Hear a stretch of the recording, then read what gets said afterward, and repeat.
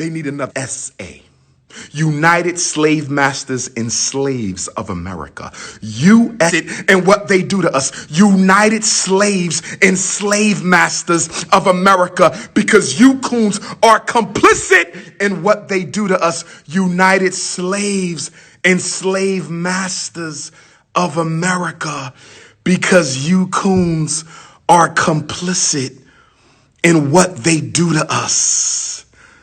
But if it's your country, why you can't make the president do nothing for you? If it's your country and you're 17%, you should have 17% of the banks, 17% of the businesses, 17% of the oil, 17% of the stock, 17% of import, export. If this is your country, Africans and Africans, if you own this, if it's yours, why can't you force anything of benefit to us through your country's governmental apparatus?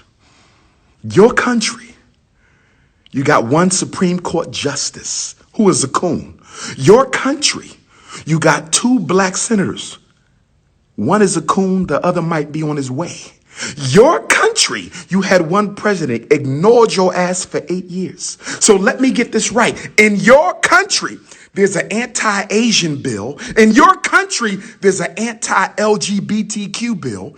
But there is no anti-lynching bill as a federal crime in 400 years and 200 tries. So help me understand how you get an anti-Asian bill. They didn't build America. You got an anti-LGBT bill. They didn't build America, but you can't get an anti-lynching bill after 400 years and 200 tries.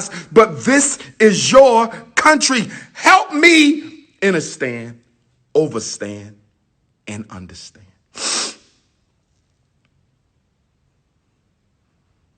Nah, I'm not going to entertain you indigenous Negroes today. See, the word indigenous is not an indigenous word. Did you know that? Did you know that?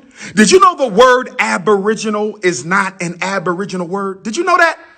See, you intellectual masturbators want to keep on trying to antagonize the Pan-African movement because we're more successful than you and we're stronger than you and we're more progressive than you. So you want to keep on having these intellectual punching matches. You want to intellectually masturbate words. You want a word fight.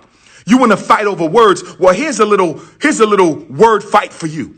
The word Africa is older than the word aboriginal and indigenous. Let me say it again. The word Africa is older than the word aboriginal and indigenous. Let me say it again. The word Africa is older than the word aboriginal and indigenous. Furthermore, the word Africa comes from the original Nile Valley tongue of our first ancestors, Af-Ra-Ka. And it means, under some interpretations, birth of man, and it means, under other interpretations, from the Spirit of God. And there's multiple interpretations of the word Af-Ra-Ka, but what we all understand about Af-Ra-Ka is that it is indigenous to Africa. It is aboriginal to Africa. It is native to Africa. The word aboriginal comes from a white man, and the word indigenous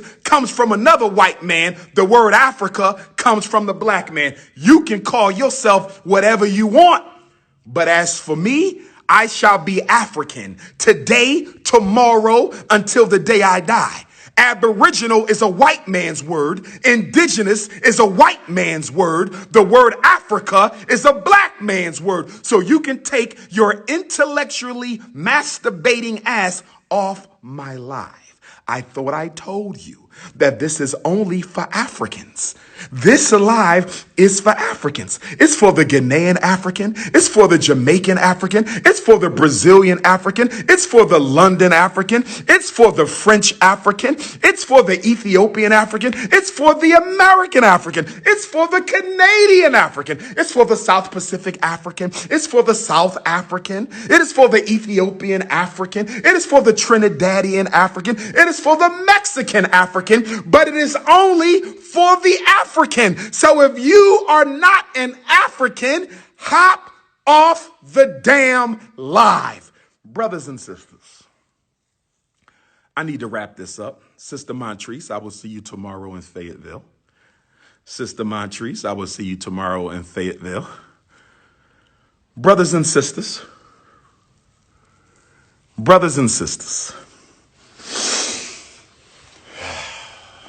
we must evolve a liberation consciousness.